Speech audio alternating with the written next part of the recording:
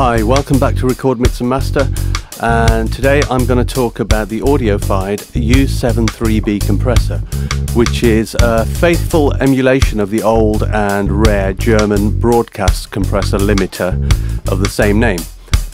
It was originally used for mastering between 1960 and 1980.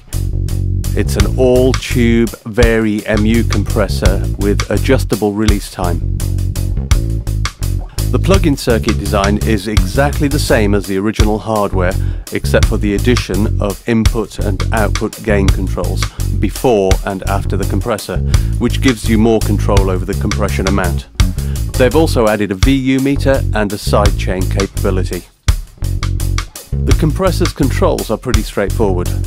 The compressor limiter switch is the upper knob, and it switches between compressor mode, bypass mode and limiter mode. The compressor mode has a lower threshold setting and a ratio that increases gently. The limiter mode is the opposite, providing a higher threshold setting with a higher ratio, but still with a smooth knee.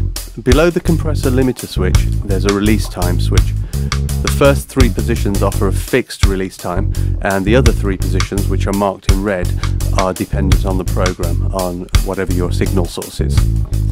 There's also an input gain control and an output gain control. The U73b comes with some presets to get you started, and also it has a high pass filter which is on the bottom of the plugin, which high passes a 6 dB slope around 100 Hz.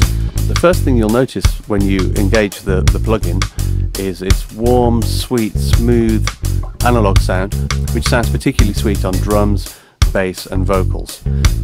In this video I'm just going to demonstrate the sound of this plugin on my drums bus and on live bass guitar, a DI'd bass guitar. I'll switch between plugin in various modes, in bypass mode, in compressor mode, in limiter mode, so you can hear how sweet this plugin actually sounds.